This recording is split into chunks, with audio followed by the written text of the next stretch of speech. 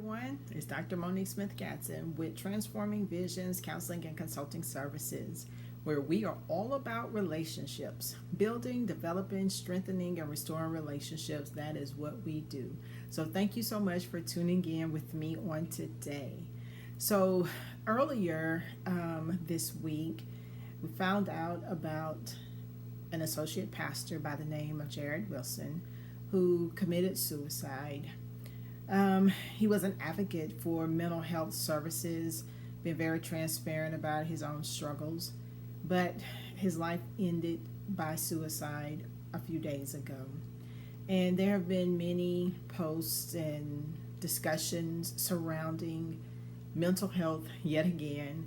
And with this being September, Suicide Prevention Awareness Month, and we have a day, we have weeks, but the focus is on suicide prevention, and it is a little ironic with the timing of everything. Not only has it been reported that he has committed suicide, but also the director of counseling at UPenn also ended his life by suicide.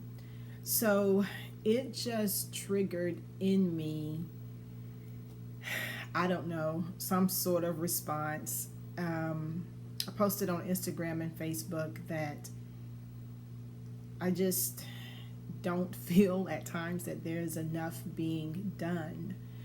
There are a lot of things being said, but there are not a lot of things being done. So I'm just going to make a few quick points on today, and just things to think about and things that I continue to ponder as to how do we do this and how do we do this well.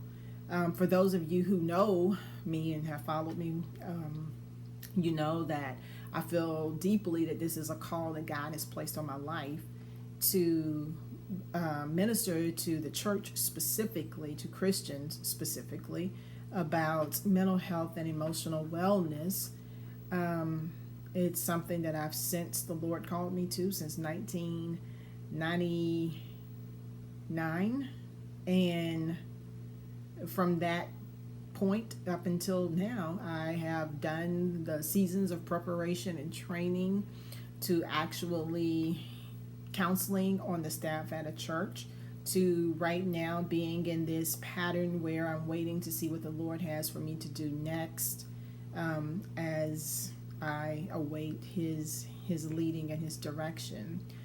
I do have some lead as to what I feel he's calling me to do, but along with that, I'm still praying, just desperately praying for God's direction.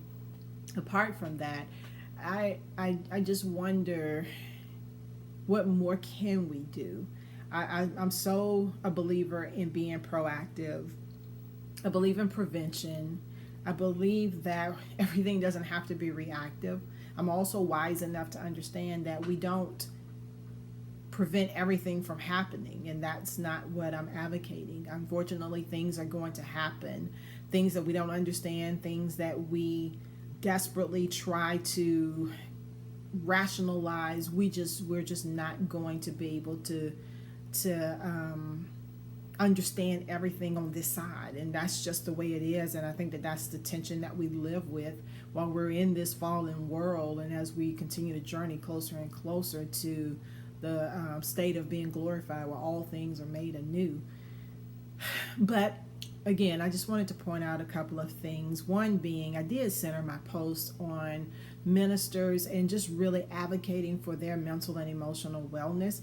That was an aspect of what I was speaking of. I guess I was triggered by the fact that this is an associate minister. This is not the first minister who has committed suicide.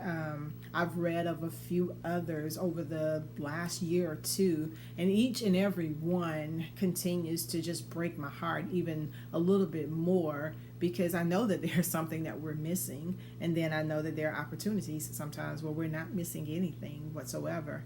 But I would just love for us to advocate for the mental health of our pastors and ministers and spiritual leaders and clergy and chaplains a little bit more.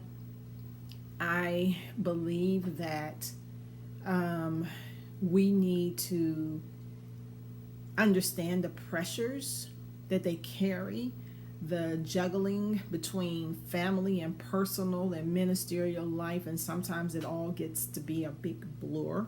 And I understand this as I've grown up. My whole life I've been a pastor's daughter up until my dad went home to be with the Lord March of 2018. So I'm very familiar with the dynamics of ministerial life and pastoral life, and I do understand that it's a very complex thing, and nobody gets it right. You just don't.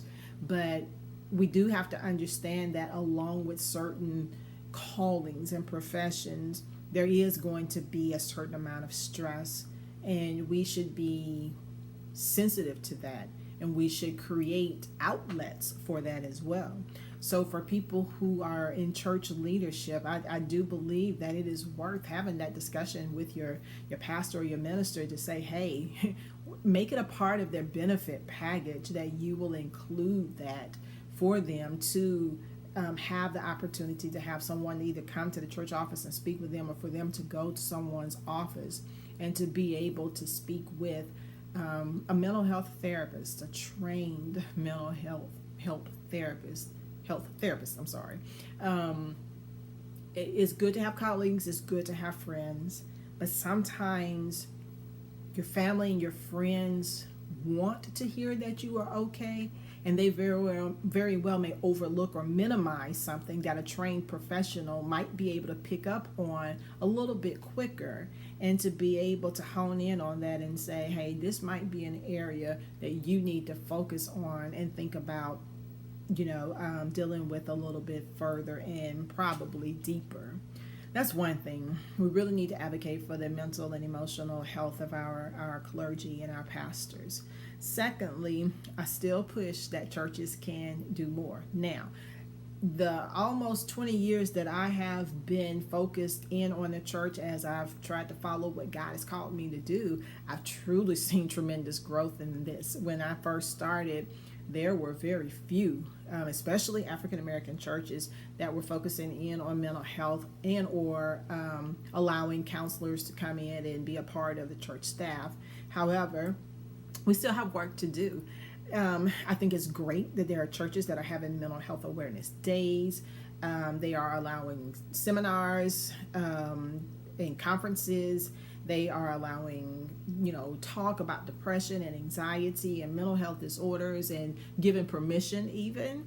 And I think that this is all wonderful, and I do not discount that whatsoever, because I've been in a position where I've been able to see the evolution of this taking place in our churches over the last couple of decades. But I also believe that we need to move from talking to doing. And there are several ways that churches can position themselves to be able to be a conduit of mental health services. It doesn't have to cost a fortune. It doesn't always having to require putting a counselor on staff, although I truly believe in the benefit of that. I think that where we're going, the times that we're headed in, you cannot even afford not to do it at this point.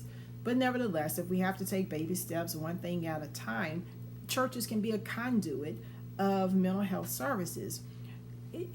If a child or a young person or a young adult dies by some tragic means, or even unexpected means, or even if it was anticipated, we have to know that this is going to impact those around that particular person's age, other youth, other young people. But do we ever create an opportunity for them to share and talk about this?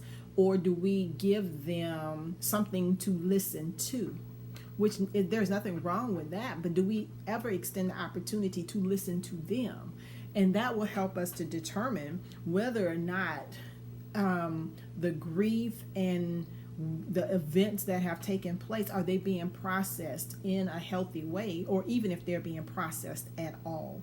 So that's one way, is to bring in a trained professional who can facilitate a therapeutic group among a population that has been impacted. Even the senior organizations or ministries and churches, the things that they're having to deal with as they are aging, and depression and anxiety is also common among that population. Do we ever invite a trained professional in to talk to them about, we know that these things are happening at this life stage, and these are ways that we can process it and ways that we can deal with it more effectively. Those are some very cost-effective ways to contract with a counselor to come in from time to time to deal with crises that take place at the church, or when there is a specific need to be able to address that. The message that churches send when we don't talk about it, when we just pray and move to the next thing, is that it's not okay to talk about this. The churches, if anything, should be leading the discussion when it comes to these events that take place in our lives, because a lot of people try to turn to their faith, and a lot of people want to turn to their faith. And the unfortunate thing is, as some people commented to me on yesterday or a couple of days ago, that they had to turn away from their church because their church was not embracing where they were mentally and emotionally. And I just don't think that that should be the case. I do believe that we are, I say it often. I've been invited to do several podcasts, and I speak of it often, that I do believe that training is the way to go with church leadership. We have to start at the top, and we have to find ways to infuse emotional and mental wellness throughout the congregation, throughout the entire church. And there are many ways that can look. I just named a couple of examples. Another way churches can do that is to offer a space for a therapeutic or support group to be housed. Another way to do it is to house seminars and allow trained facilitators to come in and to discuss a certain topic, whether it's depression, anxiety, suicide, things to do before you get married. There's so many ways that we can infuse mental health wellness, emotional health wellness into our congregations and into our churches that I feel like we might not be taking the most advantage of. It is one thing to get the information and to learn, but there's another thing when we move into action and saying, what is it that we are going to do in this particular church setting among our congregation to begin this process of trying to again bring in emotional and mental wellness aspects throughout the lives of our congregants.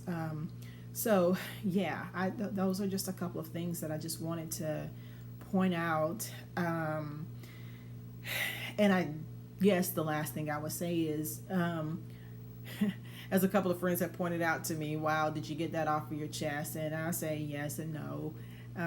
It just triggered in me frustration and disappointment, sadness and anger, and probably a multitude of other emotions that I just really haven't gotten to yet process. But I do know those for certain, because I do know that I'm invited to discuss these things. I'm invited to, yes, let's talk about this. I'm not one to kind of barge in and make my way in places that I'm not invited, just kind of the way I was brought up. But even after being invited and then to be ignored, I'm like, well, you started this conversation. You started this conversation. But it's just frustrating when it's either ignored or minimized, or again, we wait until it gets to be a bigger mess that we have to clean up. And that becomes very disappointing and very frustrating, because there are some things that just do not have to be. I truly believe that. With the right amount of planning and the right amount of having a preventive mindset, a proactive mindset. So my heart goes out to Minister Wilson and his family. My prayers go out to them as well. I'm so grateful for the people who have commented and joined in on the conversation, and even have talked about their own personal struggles and how the church either hindered or helped in those situations. I do get it on both ends. I get it. I've experienced both. I've experienced where I've been helped by church, and I've experienced where I've been hindered. And unfortunately, I've probably been hindered more by church than I have been helped. And again, this is where I do believe that we do need to train church leadership to understand what is really happening and to find ways that we can implement some aspects of this into our church lives. So thank you again for tuning in.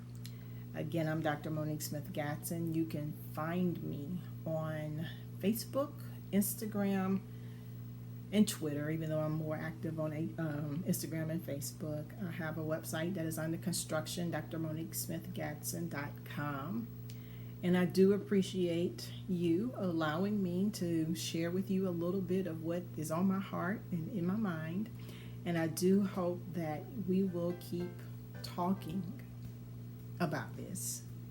But I hope we get up from those talks and we will move into action. All right. Have a great one. Looking forward to talking with you again real soon. Bye-bye.